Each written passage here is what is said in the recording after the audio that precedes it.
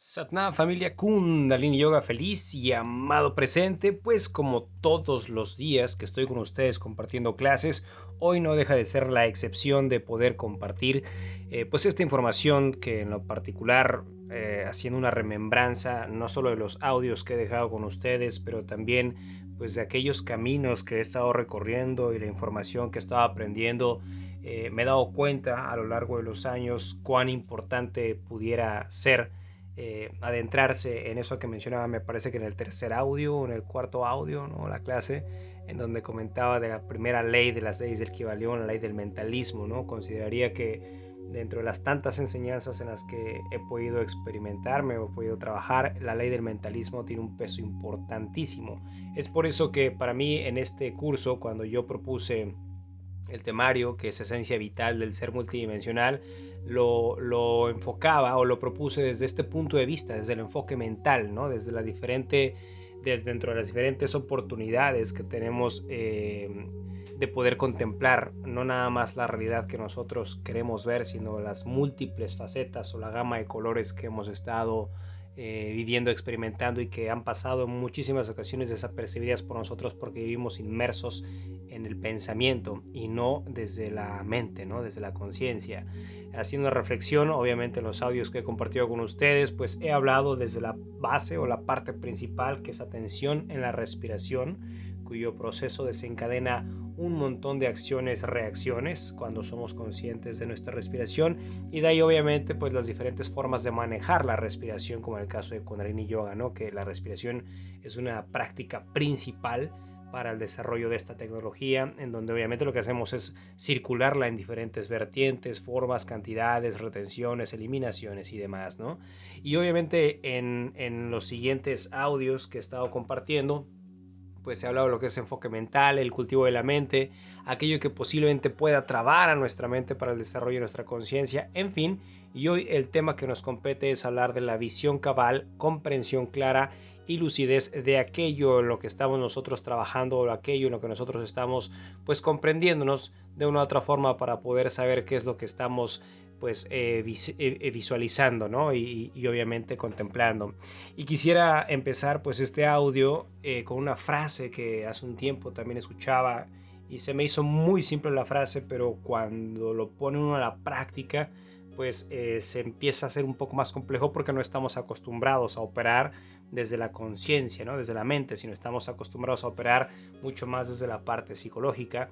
Y esta frase que el Buda decía o solía aconsejar, decía: ve y mira. Eso es todo lo que dice Buda, ¿no? En esa frase. Y uno puede decir, bueno, pues claro, ¿no? Ve y mira. Pero cuando uno empieza a profundizar, esto es como decir que mira lo que es y no lo que esperas, deseas, crees o temes que sea. Eso marca completamente la realidad, porque eso es entonces conectar con la misma, con la auténtica realidad. Y que digamos, el punto principal del enfoque en esto, que es la concentración, consistiría precisamente en que nosotros podamos ver y apreciar la vida tal cual es, ¿no? Digo, más allá de ese circuito cerrado de lo que pudiéramos ir acoplando o adquiriendo a lo largo del tiempo como adoctrinamientos, apegos y agresiones, no sé, estos sentimientos que ya hablé precisamente en las trabas que nosotros vamos creando a lo largo de nuestras vidas, ¿no? Así es que en lo que se referiría en esta frase de Buda, mirar lo que es precisamente el punto central de esto que quiero desglosar con ustedes. Diría yo que ese es como el secreto de lo que es precisamente en el tema que compete el día de hoy, es la visión cabal, realmente entender todo tal cual es, ¿no? Entonces, si nosotros aprendemos a manejarnos con las circunstancias así tal cual se están presentando, como son, sin modificarlas, y sabiendo fluir y dirigirnos sin ansiedad o sin dar pasos hacia nuestro objetivo, entonces podríamos pensar que uno puede alcanzar o disfrutar el camino, pues obviamente sin apegos, ¿no? Es decir, si uno no lo alcanza este proceso, es que uno puede sentirse entonces frustrado y generar, digamos, en cierta forma una emoción de decepción. Y esto aunado o compaginado con la práctica de los 120 días, es un ejemplo muy trivial, es como cuando empezamos el curso de los 120 días, ¿no? O sea, tienes una idea clara de lo que crees que vas a experimentar, de lo que crees que vas a vivir, tu visión va a ser pues totalmente verte, visualizarte literalmente en el tapete de yoga, sacando tu clase, durante 120 días, creando esas respiraciones, esos pranayamas, y alcanzar con esto obviamente el desarrollo de la conciencia que de una u otra forma a través de la crilla o a través de la respiración pues vas a ir ayudándote en esto, ¿no? Pero resulta que una vez que tú tuviste un enfoque, una visión de lo que ibas a llevar en tu clase, ya en la práctica es cuando se empieza a sentir completamente diferente a aquello que habías vislumbrado, porque no es lo mismo la visión que estás teniendo, o sea, es decir, la capacidad absolutamente de poderte concentrar, de poder tener esa comprensión clara y lúcida de aquello que habías pensado, porque empiezan a aparecer en el camino obviamente pues todos estos objetivos aparentemente inalcanzables, como ya no me es tan fácil levantarme todos los días, no me es tan fácil esta postura cuando yo creí que a lo mejor sí podía suceder, se me está complicando terminar la clase a tiempos completos, en fin, muchos objetivos van presentándose, o muchos puntos, perdón, dentro de tus objetivos se van presentando, y esto empieza a crear que tu visión pues empieza a percibirse como algo, digamos, más densa o más pesada, ¿no? Pero para que nosotros podamos, digamos, adiestrarnos en este enfoque de lo que estamos creando para una visión mucho más clara, necesitamos dentro de muchas cosas algunos aspectos importantes, ¿no? Diría yo que podrían ser, por supuesto, energía, ¿no? La atención consciente de la que hablaba desde el primer audio, ecuanimidad, sosiego y por supuesto lucidez, completamente una fusión de estas características para poder adiestrarnos perfectamente en aquello que ya ahora desde la conciencia llevamos para una visión cabal, ¿no? Pero para esto, para que pueda suceder, yo diría que hay que trabajar aún, digamos, no diría más, pero poder entender otros aspectos del trabajo sobre la mente a fin de que podamos ayudarla a limpiarla o ayudarla, ¿cómo decirlo?, a reorganizarla. Saber que, bueno, la máquina que genera pensamientos, llamada así, que es su forma natural y que no podemos cambiar, pero sí podemos potenciar, quiero decir, todos aquellos recursos que van surgiendo de la misma a través de la observación y encaminarlos de la manera más adecuada. Para esto creo que podrían haber algunas técnicas y a su vez esfuerzos que podría recomendarte para poder crear obviamente dentro del tema que compete hoy, que es visión cabal, comprensión clara y lucidez.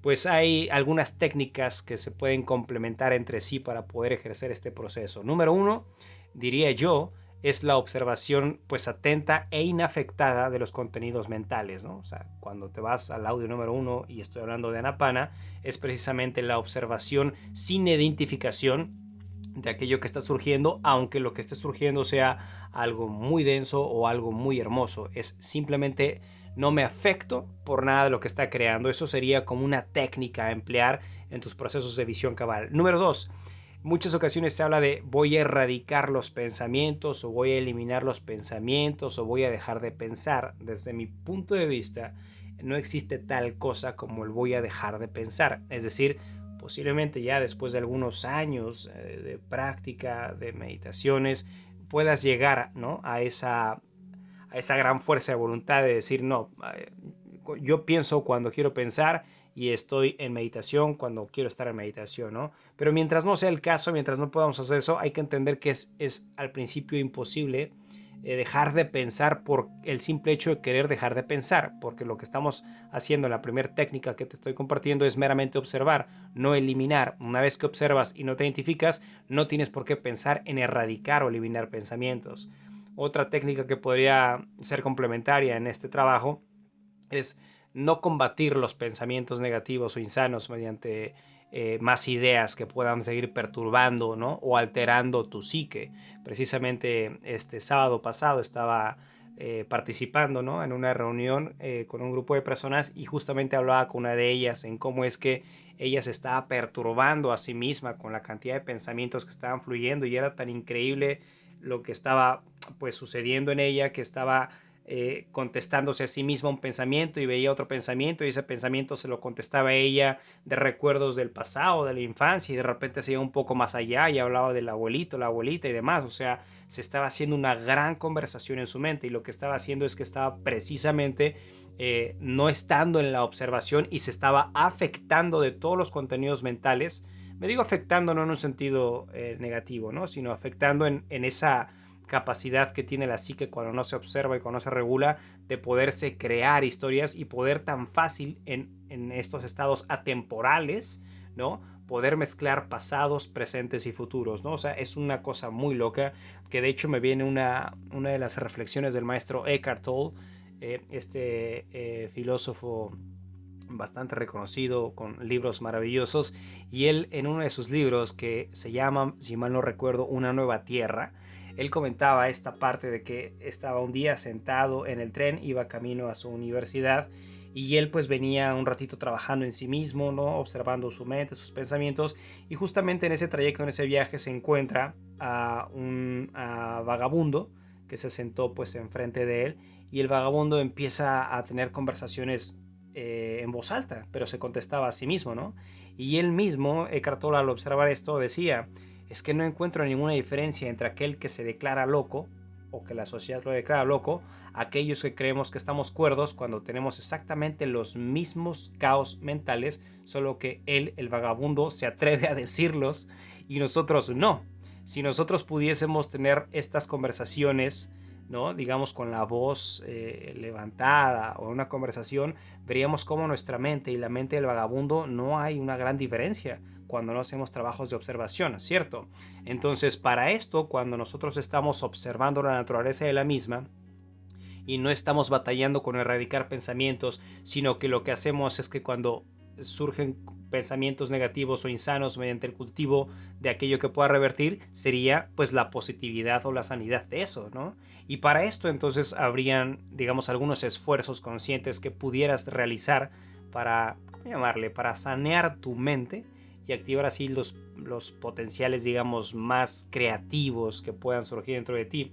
Algunas de las recomendaciones para estos 4 esfuerzos que te puedo dejar aquí en el audio es: número 1, el esfuerzo consciente, ¿no? Por desalojar de la mente los pensamientos insanos. ¿Qué quiere decir esto? Pues obviamente en la observación, cuando yo estoy en plena observación o en la atención en la respiración, y aún con esto pues van a llegar los pensamientos dentro de mí, o en la máquina creadora, pues al identificar estos pensamientos insanos, lo que haría yo es un esfuerzo consciente por desalojar, quiero decir, de no seguir al pensamiento que ha emanado, que ha surgido en su forma natural, sino aparece y desaparece, ¿no? Como un nacer y un morir.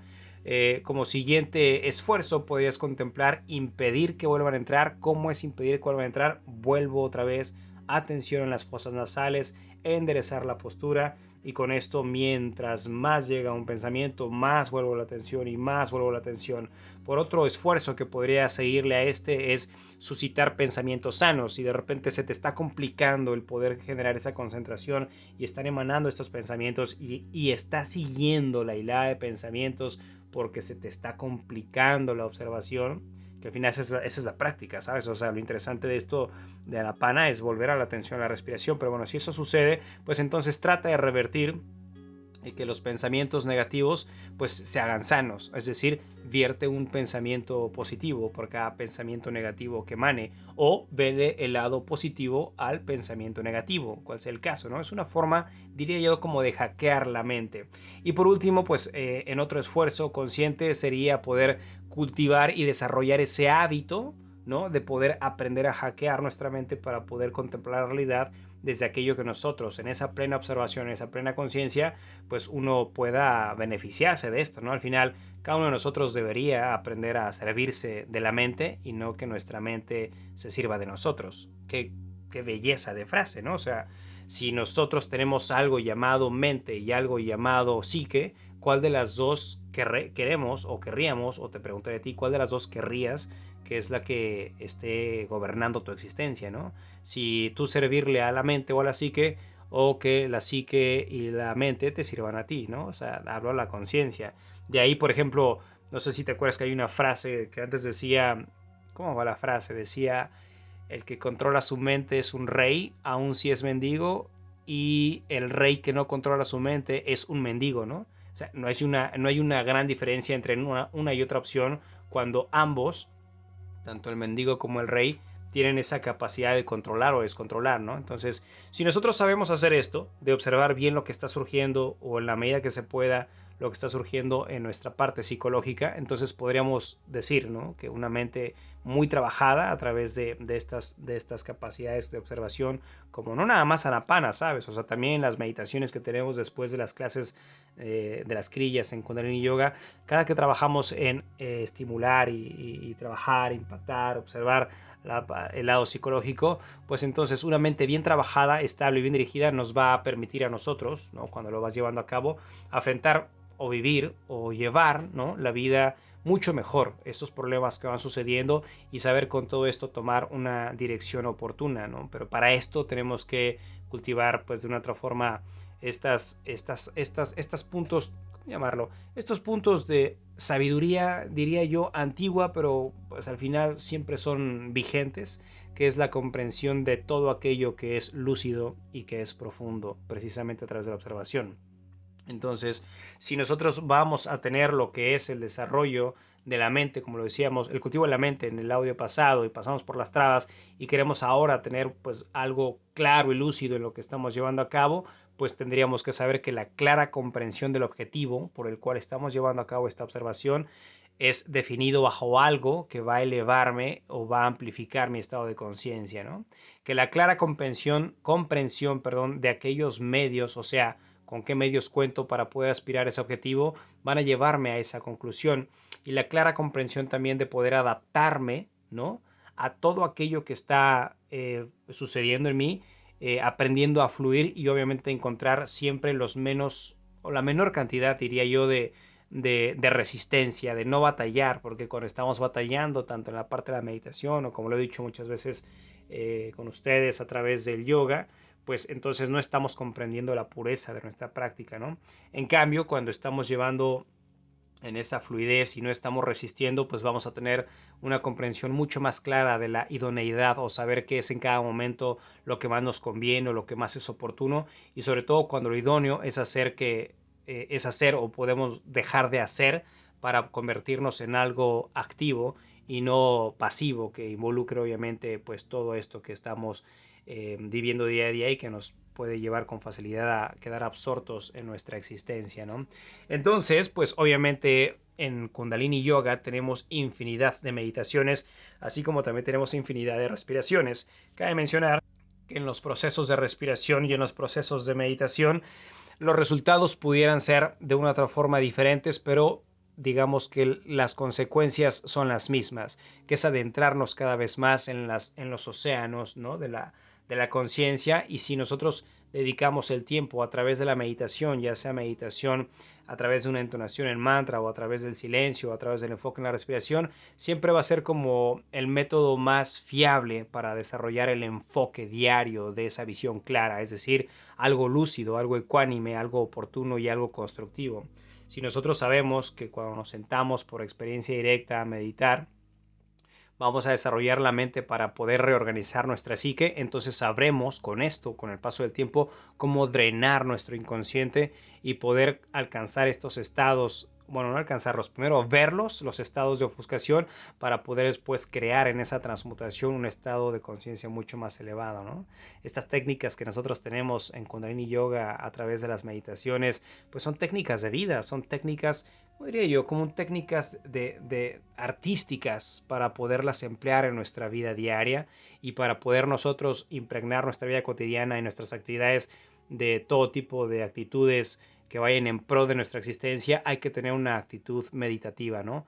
Y no me refiero forzosamente a que tengas que estar en el tapete de yoga, sentado, sentada, meditando, contemplando, porque recuerda que la meditación es en el día a día, ¿no? Meditación es cuando estás manejando, cuando estás haciendo fila en algún lugar, cuando estás con tus hijos, cuando estás con tu pareja, cuando estás haciendo lo que sea, siempre está esa capacidad de meditación a través de la observación, ¿no? Por eso decía al principio que uno de los consejos que daba Buda era ve y mira. Todo esto, cuando lo vas haciendo con conciencia, va a llevarte a una lucidez y así a una manera mucho más diestra de actuar, ¿no? Como declaró Buda hace algún tiempo, la atención es todopoderosa y en cualquier momento y circunstancia siempre estará ahí, que será como la lámpara de la mente. la atención. Así es que bueno, hermanito, hermanita, después de haberte compartido pues estos puntos, estas observaciones, estas técnicas o estos esfuerzos, espero que tu práctica vaya fluyendo mejor. Sé que esto que estoy compartiendo pues no sucede así como de la noche a la mañana, lleva su tiempo, pero pues mientras más insistas, ¿no? Mientras más taladres, más le vas dando forma a tu piedra que estás de una u otra forma recreando para que pueda surgir ahí tu obra de arte. Así es que si tienes cualquier pregunta en referencia a este audio, por favor, déjame un mensaje, que con gusto lo voy a leer y dar una respuesta. Y bueno, me despido no sin antes decirte que tengas un feliz y amado presente. Satnam.